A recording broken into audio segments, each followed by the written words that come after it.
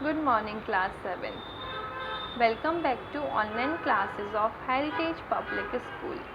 I hope you all are doing well. Okay, children, so let's start our chapter number 3 of civics. So now open your books and open page number 225. So our third chapter is state government. Third chapter of civics. Okay.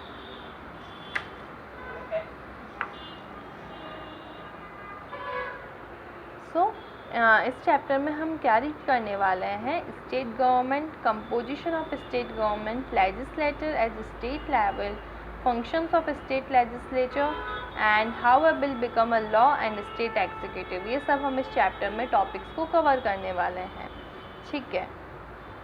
तो यहाँ पर एक गैरअप दे रखा है, complete the following information, name of your state, आपको आपके state का name mention करना है, chief minister of your state that is CM, ruling political party of your state not centre, okay, and highest authority which is mainly responsible for maintaining law and order in your state.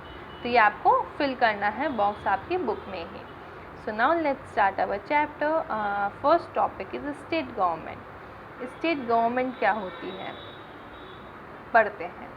India has a federal system of government. India का जो system है वो कैसा है, federal है। It means it has three levels of government. Three levels of government है, that is central, state and local self government, ठीक है। That share power and responsibility, जो कि आपस में powers और responsibility को share करती हैं। These three levels are, अभी तीन कौन से levels हैं, सेंट्रल लेवल गवर्नमेंट जो कि सेंटर पे वर्क करती है, स्टेट लेवल गवर्नमेंट जो कि स्टेट के लिए वर्क करती हैं, लोकल सेल्फ गवर्नमेंट जो कि पर्टिकुलर डिस्ट्रिक्ट, टाउन या विलेज के लिए वर्क करती है, ट्रांजिशनल एरियाज़ के लिए वर्क करती है, ठीक है। Central level government look after the issues concerning defense, foreign affairs, atomic energy, banking, post and telegraph। जो सेंट्रल लेवल की गवर्नमेंट होती है उसके कुछ अलग इश्यूज होते हैं, वो पूरी कंट्री को साथ में लेकर वर्क करती है, पूरी कंट्री के लिए वर्क करती है, पर्टिकुलर स्टेट के लिए या पर्टिकुलर डिस्ट्रिक्ट के लिए वो वर्क नहीं करती है, ठीक है। तो सेंट्रल लेवल गवर्नमेंट है वो कुछ इश्यूज़ को संभालती, जैसे कि डिफेंस का हो गया, डिफेंस सिस्टम वो देखती है, फॉरेन एक्सचेंज सिस्टम या फॉरेन अफेयर्स जितने भी फॉरेन के साथ हमारा होता है वो सब वो देखती है, एटॉमिक एनर्जी का जो पूरा सिचुएशन है उसको वो संभालती है, बैंकिंग, पोस्ट एंड टेलीग्राफ जो भी गवर्नमेंट अंडरटेकिंग्स है ये भी गवर्नमेंट, सेंट्रल गवर्नमेंट ही देखती है।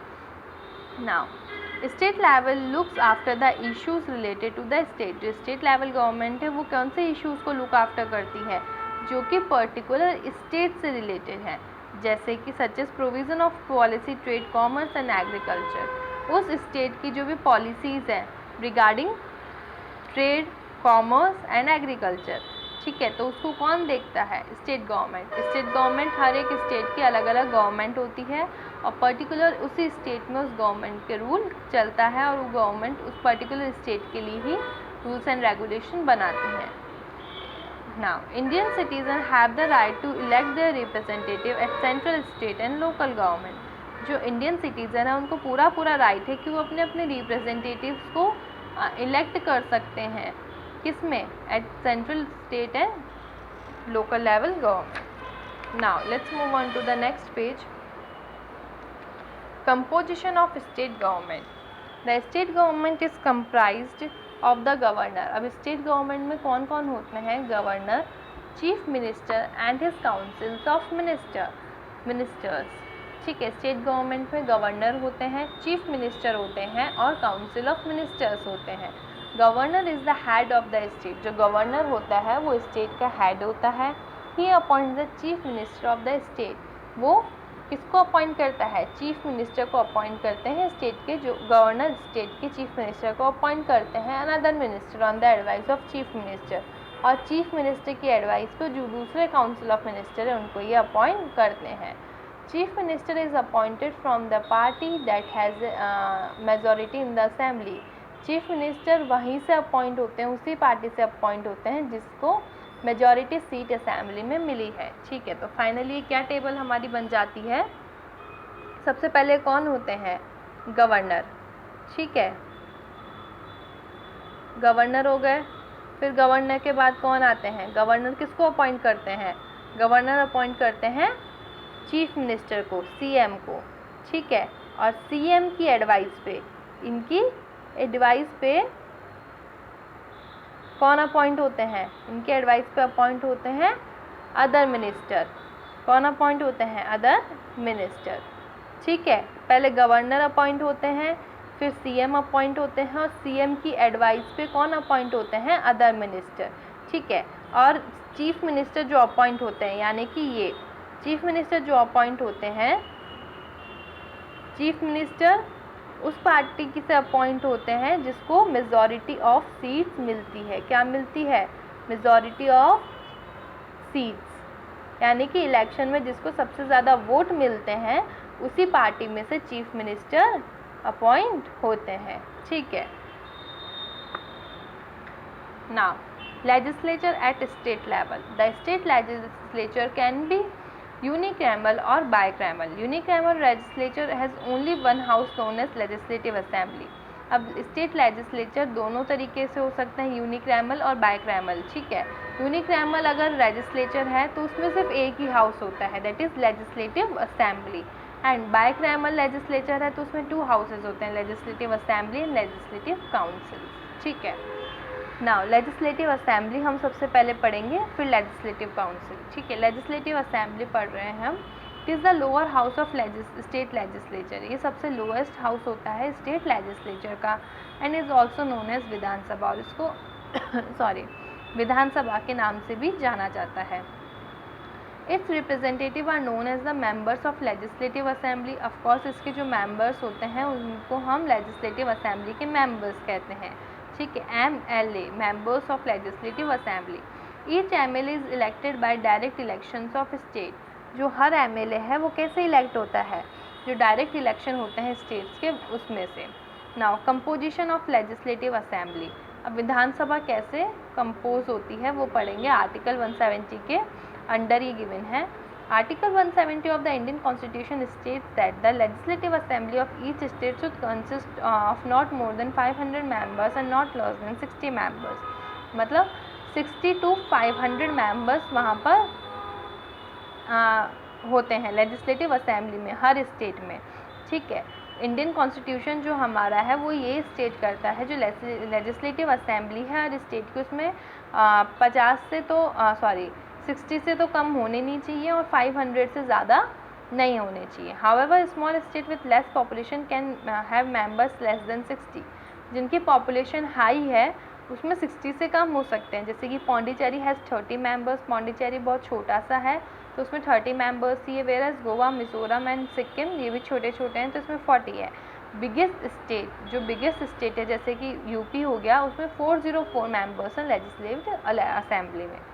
Now, methods of election. The member of the legislative assembly elected directly by the people. जो legislative assembly के members होते हैं उनको कौन elect करता है, directly people elect करती है।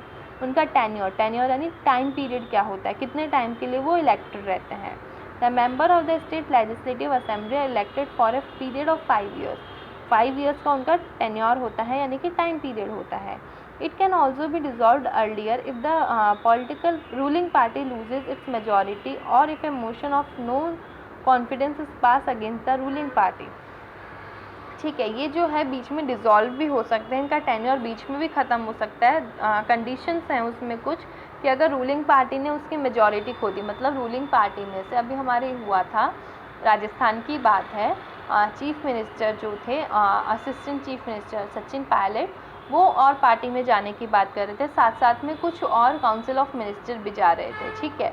तो क्या हुआ था, उनकी जो पार्टी है कांग्रेस पार्टी वो गिरने वाली थी, वो ख़त्म होने वाला था उनका रूल, लेकिन फिर वो तो सचिन पायलट रुक गए, ठीक है। यही होता है अगर बीच में कोई रूलिंग पार्टी अगर अपनी मेजॉरिटी लूज़ कर देती है, अब ऑफकोर्स अगर वो लोग चले जाते तो उनकी मेजॉरिटी लूज़ हो जाती, ठीक है। तो ऐसे अगर कोई मेजॉरिटी लूज़ कर देती है और if a motion of no confidence is pass, अगर ऐसा कोई मोशन पास हो जाता है रूलिंग पार्टी के अगेंस्ट, तो उसका tenure can be extended during the time of state emergency. और अच्छा, ऐसे तो बीच में डिसॉल्व हो जाएगा। अब दूसरी कंडीशन, उसका टाइम पीरियड एक्सटेंड भी हो सकता है, कब, in the case of state emergency, जब स्टेट में किसी तरह की इमरजेंसी अनाउंस कर दी गई है, उस टाइम पे उसका पीरियड जो है इनहेंस हो जाता है, एक्सटेंड हो जाता है. Now session and quorum. The governor of the state can summon the first session of the legislative assembly, but there must be a gap of 3 months between the 2 sessions of the assembly. Governor जो है first session को सम्मन भी कर सकते हैं legislative assembly के, लेकिन जो गैप है 2 सेशंस के बीच में, जो फर्स्ट 2 सेशंस के बीच में गैप है वो 3 months का होना चाहिए. ठीक है. Now to hold the sessions in the legislative assembly, the quorum is that at least 1/10 member of the assembly. Quorum क्या होता है? Minimum number of members required to be present at a meeting to pass the resolution. अब एक resolution है. Resolution क्या होता है? कोई भी एक डील है या कोई भी एक बात है, ठीक है, उसको पास कैसे किया जाता है? By the majority of people, कि 10 में से 6 रेडी हैं तो ये पास हो गया. लेकिन क्योरम क्या होता है? जब एक कुछ रिजोल्यूशन पास करा जाना है मीटिंग में, तो उसमें कम से कम मिनिमम नंबर्स ऑफ मेंबर्स वहाँ पर ज़रूरी होने चाहिए. ठीक है. Minimum numbers of member, like किसी में है कि 2 ही मेंबर्स अगर हाँ कर देंगे, अगर वो 2 प्रेजेंट है और वो 2 ही हाँ कर देंगे तो क्योरम फॉर्म हो जाएगी. ठीक है. तो क्योरम हमेशा फॉर्म होनी चाहिए, जो वहाँ पर minimum required number of members है वो वहाँ पर प्रेजेंट होने चाहिए. ठीक है.